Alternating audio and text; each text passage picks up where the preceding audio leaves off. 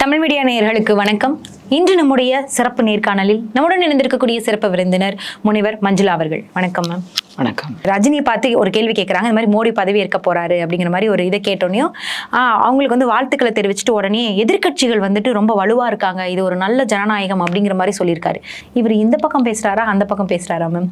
நீங்களே உங்களோட ஒப்பீனியனை சொல்லுங்க. அதாவது இந்த நாயகன் படத்துல சொல்ற மாதிரி தெரியலையேப்பா அப்படின்னு தான் சொல்லணும். அவருக்கு எவ்வளோ அடி கிடைச்சிருந்தா இன்னைக்கு வந்து அவர் இந்த மாதிரி பேச வேண்டிய ஒரு நிலைமைக்கு வந்திருக்காரு. அவர் படத்துலலாம் சூப்பர் ஸ்டார், அவருக்குன்னே ஒரு பெரிய ரசிகர்கள் கூட்டம், அவரை வந்துட்டு கோவில் கட்டி கொண்டாடுற அளவுக்கு அவ்வளோ பெரிய பிரம்மாண்டமான ஒரு கதாநாயகன். இன்னைக்கு வரைக்கும் அவருடைய படங்கள் வந்து வசூலை குவிக்குது. இவ்வளோ இருந்தும் கூட கடைசியில் இப்படி வந்து சிக்கி சின்னாபின்னம் ஆயிட்டாரே அப்படின்றதான் நம்முடைய பெரிய வருத்தம். ஒரு கட்டத்தில் என்ன சொன்னாருன்னா, துக்ளக் படிக்கிறவங்கலாம் அறிவாளிங்க அப்படின்னாங்க. இது எப்போடா, இது எப்போத்துல இருந்த அப்படின்னு பார்த்தா அந்த அளவுக்கு அவருக்கு உள்குத்து அங்கே நடந்திருக்கு. அப்புறமா என்ன பண்றாரு, எப்போ அவர் இமயமலைக்கு போவாரு, ஒரு ஆன்மீக பயணம், மனசு வந்து ஃப்ரீ ஆகணும் அப்படின்லாம் சொல்லி முடிச்சுட்டு வருவார். ஒரு கட்டத்தில் அவர் வந்துட்டு ஒரு வருஷத்துல கிட்டத்தட்ட 18 படங்களோ என்னமோலாம் அவர் நடிச்சிருக்காரு. அந்த மாதிரியான நேரங்கள்ல எல்லாம் கூட அவர் ரொம்ப டிப்ரெஷன்ல அப்படி ரொம்ப ஸ்ட்ரெஸ்ஃபுல்லா அப்படியெல்லாம் கூட இருந்திருக்காரு. அப்பெல்லாம் கூட தப்பிச்சுட்டு வந்துட்டார். ஆனா இந்த இமயமலைக்கு வந்து போறேன், ஒரு ஆன்மீக பயணம் அப்படின்னு சொல்லிட்டு முடிச்சுட்டு வரும் பொழுது உத்தரப்பிரதேசத்துல இருந்த அந்த முதல்வரினுடைய காலெல்லாம் விழுந்து எவ்வளோ பெரிய ஞானி, எவ்வளோ பெரிய துறவி அப்படின்லாம் சொன்னார் பாருங்க. அந்த காலகட்டத்தில் இருந்து அவருக்கான அந்த சறுக்கல்கள் வந்து தொடங்கிக்கிட்டே இருக்கு. நான் அரசியலுக்கு வரப்போறேன், அரசியலில் வந்துடுவேன், இந்த மாதிரி சொல்லி சொல்லி சொல்லி அவருடைய ரசிகர்கள் எல்லாம் நமக்கு ஒரு பதவி கிடைச்சிடாதா, நமக்கு ஒரு பொறுப்பு கிடைச்சிடாதா அப்படின்னு இருந்தவங்க எல்லாருமே ஏமாந்து போயிட்டாங்க. இப்போ கடைசியாக எங்கே நிற்கிறாருன்னா, இவர் வந்துடணும், அப்படி வராமல் போனால் இவர் வீட்டுக்கு வந்துட்டு அமலாக்கத்துறை வந்துடும் அப்படின்ற மாதிரியான ஒரு நெருக்கடி இருந்திருக்கு. அது நமக்கு வெளியில தெரியல.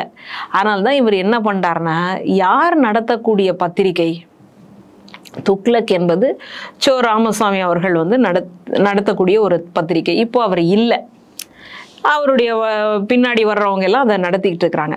அந்த மாதிரியான ஒரு வலதுசாரி சிந்தனை கொண்ட ஒரு பத்திரிகை வந்துட்டு அதை படிக்கிறவங்கெல்லாம் அறிவாளிங்க அப்படின்னு பேசினாருன்னா அப்போ அவருக்கு எவ்வளவு தூரம் உள்ள அடி வாங்கியிருப்பாரு அப்படின்றத நம்ம புரிஞ்சுக்கிறோம். ஒரு படத்துல வடிவேலு வந்து மைக்கில் வந்து பேசிட்டு இருப்பாரு. அவர் ஏதோ அரசியலில் இருந்துக்கிட்டு இந்த மாதிரியெல்லாம் அடிக்கிறாங்களே, இதெல்லாம் தப்பான்னு, இதெல்லாம் இப்படியெல்லாம் செய்யலாமா அப்படின்னு பேசிட்டு இருப்பாரு. அப்போது தொண்டர்களில் ஒருத்தன் சொல்லிட்டு இருப்பான், எங்கேயோ இந்த ஆளு நல்லா அடி வாங்கிட்டு அதை வந்து யாரோ வாங்கினதான் இப்படி கொடுத்ததை யாரோ என்னமோ சொல்லுவா மேம், இந்த மாதிரி தனக்கு விழுந்ததுதான் யாரோ வாங்கின மாதிரி, யாரோ அடி வாங்கினது மாதிரியே சொல்லிட்டு இருக்கான் பாத்தியா அப்படின்ற மாதிரி அந்த அளவுக்கு ஒரு நெருக்கடியை வந்து ரஜினிகாந்த் அவர்களுக்கு கொடுத்துட்டாங்க. அதுவும் காலம் போன காலத்துல ஒரு யங்ஸ்டரா இருந்தப்ப கூட அவர் இதெல்லாம் மேனேஜ் பண்ணிட்டு வந்திருக்கலாம், கொஞ்சம் அப்படி ஒரு ஆறுதல் அடைஞ்சிருக்கலாம். ஆனா காலம் போன நேரத்துல வந்து இந்த மாதிரி கொடுக்கக்கூடிய நெருக்கடி அப்படின்றது அவருக்கு பாவம் என்ன பண்றதுன்னு தெரியல. இப்போ அயோத்தியால ராமர் கோவில் கட்டினாங்க, அப்பவும் அழைப்பு வந்தது. அந்த அழைப்புல கூட என்ன பண்ணாங்கன்னா, இவருக்கு பக்கத்துல இவருடைய இணையருக்கு வந்து நாற்காலி போட மாட்டாங்களான்னு நினைச்சிட்டு இருந்தாரு. போடவே இல்லை. சீதைக்கு தனி கோவில்னு சொல்லியிருக்காங்க. அப்போ இவர் வந்துட்டு மனைவியோட போனப்போ மனைவிக்கு வந்துட்டு இடமே இல்லை அப்படின்னும் போது எப்படி இருந்திருக்கும். இப்போ இந்த சூழல்ல இது எல்லாம் மீறி இன்னைக்கு தைரியத்தோட வந்து அவர் இந்த நிகழ்ச்சிக்கு போறாருன்னா அவருடைய தைரியத்தை நான் பாராட்டுறேன். ஆனா அவர் எதிர்கட்சிக்கும் தானே மேம் ரொம்ப வலுவா அமைஞ்சிருக்காங்கன்னு காங்கிரஸ்க்கு சப்போர்ட் பண்றாரு மேம். கொஞ்ச நாள் முன்னாடி நம்ம செல்லூர் ராஜா இருந்தார் பாருங்க, அவர் சொன்னாரே, நான் பார்த்ததுலயே இந்த மாதிரி ஒரு நெகிழ்ச்சியான ஒரு நல்ல தலைவர் எங்களுடைய ராகுல் காந்தி அவர்கள் தான் ஒரு இதை போட்டார். Yes ma'am. சமூக ஊடகங்கள்ல வந்த உடனே எல்லாரும் இவர் இப்பவே துண்டு போடுறாரு அப்படின்னு சொன்ன உடனே அந்த பதிவை எடுத்துட்டார். அந்த மாதிரி இன்னைக்கு என்ன நடந்திருக்குன்னா, இவர் ரஜினிகாந்த் அவர்கள் பாஜகவுக்கு மோடி அவர்களுக்கு வாழ்த்து சொல்றாரு, அவருடைய பதவியேற்புலையும் போய் கலந்துக்க போறாரு. ஆனா அதே நேரத்துல ராகுல் காந்தி அவர்கள் பெற்ற வெற்றிக்காக அந்த காங்கிரஸ் கூட்டணி, இந்தியா கூட்டணி அப்படின்றது இன்னைக்கு ஒரு வலுவான எதிர்க்கட்சியா உருவாயிருக்கே அப்படின்றதுக்காக நான் வந்து ஒரு வாழ்த்து சொல்லிக்கிறேன் அப்படின்னு சொல்றாரு. இப்பதான் சமீபத்துல நம்முடைய நடிகர் விஜய் அவர்கள், தமிழக வெற்றி கழகத்தினுடைய தலைவர், அவர் என்ன பண்ணாருன்னா அண்டை மாநிலத்தில் இருக்கக்கூடிய இவருக்கு சந்திரபாபு நாயுடு அவர்களுக்கு ஒரு வாழ்த்து சொல்றதும், பவன் கல்யாண் அவர்களுக்கு ஒரு வாழ்த்து சொல்றதுமா இருந்தது. என்ன மேம் அப்படி பக்கத்து ஸ்டேட் போயிட்டாரு? என்ன இங்க வந்து 40க்கும் 40 அடிச்சிருக்காங்க, இவங்களுக்கு வந்து வாழ்த்து சொல்லாம அங்க சொல்லியிருக்காரு அப்படின்னும் போது ஒரு சினிமா நண்பர்கள் எப்படி மேம் சொல்லுவாங்க, சினிமா நண்பர்கள் அப்படின்னு நினைச்சிட்டு, இப்ப நீங்க சொன்ன மாதிரி எதிர்கட்சிக்கு எப்படி சொல்லுவார்னு நினைச்சிட்டு இருந்தோம். திடீர்னு பார்த்தா சொல்றாரு விசிகா அந்த திருமா அவர்களுக்கு என்னுடைய வாழ்த்து, அப்புறம் நாம் தமிழர் கட்சிக்கு வாழ்த்து, மாநில கட்சியா உருவெடுத்திருக்கு அப்படின்னு சொல்லி நம்மள அடிக்கடி அப்படியே திகைக்க வைக்கிறாங்க. திக்கு திக்குன்னு நம்ம பார்த்துட்டு இருக்கிறோம். இவங்க என்னதான்டா பண்ண போறாங்க, எங்க இருந்தா வரீங்க, யாருதான் உங்களுக்கு சொல்லி கொடுக்குறாங்க அப்படின்ற மாதிரி திடீர்னு மாத்தி மாத்தி போடுறாங்க. அப்போ ஊடக வெளிச்சம் முழுக்க இவங்க மேலேயே, லைம் லைட்லயே நம்மளே இருக்கணும் அப்படின்னு நினைக்கிறாங்களா, இல்ல யாராவது அந்த மாதிரி எழுதி கொடுக்குறாங்களா, என்னன்னே புரிஞ்சுக்க முடியல. அவங்கெல்லாம் வந்து ஒரு மாநில கட்சியா உருவெடுத்திருக்கிறாங்க அப்படின்னு சொல்லி ஒரு வாழ்த்தை வந்து சொல்றாரு.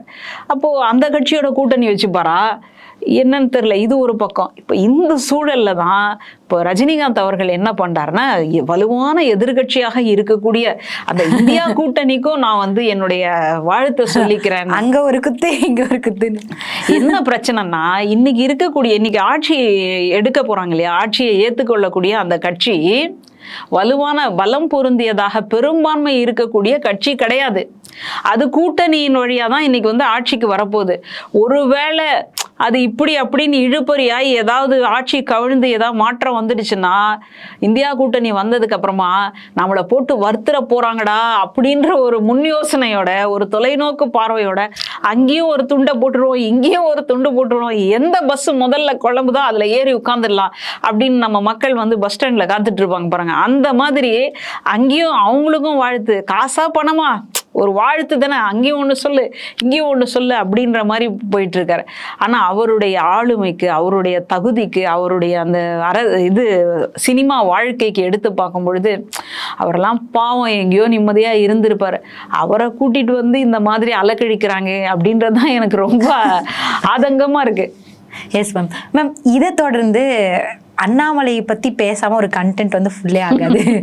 தற்போது அதாவது என்ன மாதிரியான ஒரு விஷயங்களை கலப்பிட்டு இருக்காங்கன்னா, அண்ணாமலை அவர்களுக்கு சென்ட்ரல் கவர்மெண்ட்ல இருந்து அப்படி, அதாவது மோடி கிட்ட இருந்து அழைப்பு வருது, டீ பார்ட்டிக்கு இருந்து அழைப்பு, அடுத்தது மத்திய அமைச்சர் ஆக போறாரு அப்படிங்கிற மாதிரிலாம் நிறைய பரப்பி விட்டுட்டு இருந்தாங்க.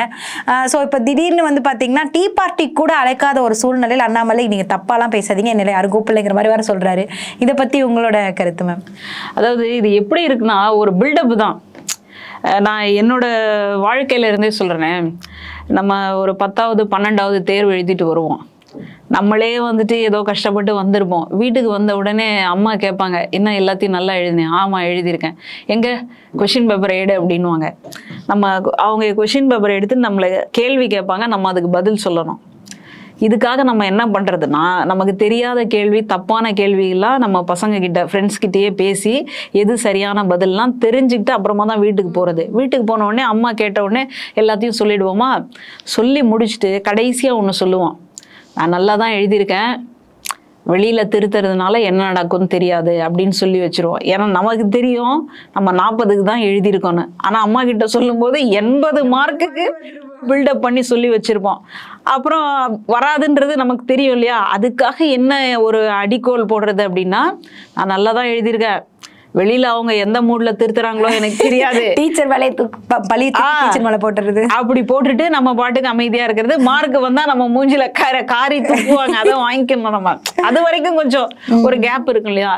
அந்த மாதிரி இவர் என்ன பண்றாரு, 40க்கு 40 ஜெயிச்சிடுவோம், திமுகலாம் போயிடும், அப்படி இப்படி இந்த அடால் புடால்னு எல்லாத்தையும் பேசிட்டு நாங்க வந்துருவோம், எங்க எத்தனை சதவீதம் மலருது பாருங்க, தாமரை அங்கங்க மலரும் அப்படின்னு சொல்லிட்டு தேர்தல் முடிச்சதுக்கு அப்புறமா சொல்றாரு 1 லட்சம் ஓட்டு காணோங்க. அந்த 1 லட்சம் இப்ப கூட அவர் தோத்ததுல என்ன அப்படின்னா 1 லட்சத்தி சொச்ச ஓட்டுல தான் இவர் தோத்து இருக்காரு. அந்த 1 லட்சம் மட்டும் வச்சுக்கோங்களேன், இன்னொரு ஒரு தொகுதி வாங்கியிருப்பாங்க பாருங்க. அதனால இந்த சூழ்ச்சி பண்ணிடுச்சு இந்த திமுக அப்படின்னு சொல்லிட்டு சொல்றதுக்காக தான் அவர் வந்துட்டு போட்டு விட்டாரு. எப்படி வந்து நம்ம சரியா எழுதாட்டி கூட ஆன்சர்ஸ் எல்லாம் கேதர் பண்ணிட்டு வந்து வீட்டுல சொல்லிட்டு அந்த நேரத்துல அடக்கி வைப்போமோ, அதே வேலையை தான் வந்துட்டு இன்னைக்கு இவரு பண்ணிட்டாரு. இத இப்போ மேலிடம் வந்து புரிஞ்சுக்கிச்சு. புரிஞ்சதுக்கு அப்புறமா இதுக்கு மேல இந்த தலைவர் பொறுப்புல இவருக்கு என்ன இருக்கு அப்படின்னு யோசிக்குது. அதுக்கு முன்னாடி சரி ஏதாவது ஒரு பேச்சுவார்த்தையாவது நடத்தி பார்ப்போம் அப்படின்றனால இந்தியா, அதாவது தேசிய கூட்டணி கட்சிகளுடைய மீட்டிங் அப்போ இவருக்கு வந்து ஒரு அழைப்பு வந்தது, போயிட்டு வந்துட்டாரு. ஆனா இப்போ இவரை கூப்பிடணுமா? தமிழ்நாட்டுல ஒரு இடத்துல கூட ஜெயிக்க வைக்காத இவர் ஆனா சொல்லும் போது அவ்வளோ இதாயிடுச்சு, இவ்வளோ இதாயிடுச்சு அப்படின்னு சொன்னாரு. அப்புறம் 2026 வந்துரும் இருக்காரு மேம். இப்போ கூட வந்து ஓட்டு சதவீதம் அதிகமாயிடுச்சு அப்படின்றாங்க. ஓட்டு சதவீதத்தை எப்படி வந்து நம்ம கால்குலேட் பண்ணணும்? இப்போ இந்த தடவை வந்துட்டு 23 தொகுதிகளில் நின்று இருக்காங்க. அதனால 11 கிட்டத்தட்ட 12% வர்ற மாதிரி இருக்கு. இதுக்கு முன்னாடி நடந்த இந்த பாராளுமன்ற தேர்தலில் வெறும் 5 தொகுதிகள் தான் நின்று இருந்திருக்காங்க. அப்போ 5 தொகுதிகள்லயே இவங்க என்ன வாக்கு சதவீதம்னா அந்த 3 மாதிரியான ஒரு வாக்கு சதவீதம் வந்திருக்காங்க. இதுக்கு முன்னாடி நடந்த தேர்தல்ல கிட்டத்தட்ட 9 தொகுதிகள். அப்போவும் பார்த்தீங்கன்னா இந்த 2லேருந்து 3க்குள்ளதான் இவங்களுடைய வாக்கு சதவீதம். அப்போ 9 தொகுதிகள் 5 தொகுதிகளில் நின்று வந்த வாக்கு சதவீதத்தையும் 23 தொகுதிகளில் நின்று இப்போ எடுத்திருக்கிற வாக்கு சதவீதத்தையும் எப்படி நீங்க ஒப்பிடுவீங்க? எப்படி கம்பேர் பண்ண முடியும்? கம்பேரே பண்ண முடியாது. இவங்கெல்லாம் படிச்சுட்டு தான் வந்தாங்களா என்னன்னே தெரியல. ஆனா இப்ப என்ன சொல்றாங்கன்னா நாங்க வந்து 11% வந்துட்டோம், 11% வந்துட்டோம். எத்தனை தொகுதிகள் நின்னீங்க? அதை வந்துட்டு கால்குலேட்டே பண்றது இல்லை. அது இல்லாம இந்த மாதிரி வந்து பேசிக்கிட்டே இருக்கிறாங்க. அதனால மேலிடத்துக்கு சரியான ஆத்திரம். ஆனா அந்த ஆத்திரத்தை கூட வெளிப்படுத்த முடியல. என்னன்னா நம்ம இடமே அப்படியே தள்ளாடிக்கிட்டு இருக்குது. அதனால நம்ம இடத்த முதல்ல ஸ்திரப்படுத்திடுவோம், அதுக்கப்புறமா இவங்க எல்லாருக்கும் ஒவ்வொரு குண்டு வைப்போம் அப்படின்னு சொல்லிட்டு அவங்க என்ன பண்ணிட்டாங்கன்னா இந்த பதவியேற்புக்கு கூட அழைப்பு கொடுக்கல. ஆனா இவங்க ராதிகா சரத்குமார் அவர்களுக்கு அழைப்பு வந்திருக்கு, மற்றவங்களுக்கு வெளிநாடுகளில் இருக்கக்கூடியவங்களுக்கெல்லாம் அழைப்பு வந்திருக்கு. ஆனா மாநில தலைவருக்கு என்ன பேச்சு பேசினாரு, திடீர்னு ஒன்று எடுத்து சொல்லுவாரு, திடீர்னு ஒன்று எடுத்து சொல்லுவாரு. அதுலயும் நீங்க வந்துட்டு ஜெயிக்கலையே அப்படின்னால தார்மீக பொறுப்பெடுத்து பதவி விலகிக்கிறீங்களா அப்படின்னு கேட்டா கனிமொழி அம்மையார் வந்து கேட்கும் பொழுது, அப்படின்னா கனிமொழி அக்கா வேணா பாஜகவில் சேர சொல்லுங்க, அதுக்கப்புறம் வேணா நான் வந்து பரிசீலனை பண்றேன் அப்படின்னு சொன்னாரு. என்ன பேச்சு இதெல்லாம்!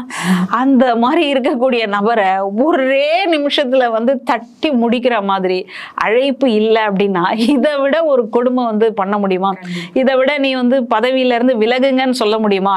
இந்த மாதிரிலாம் நெருக்கடி கொடுத்த உடனே நம்மளே ஒரு கௌரவம் கருதி வேணாம் சாமி நானே விலகிக்கிறேன் அப்படின்னு போறதுதான் சரியா இருக்கும்.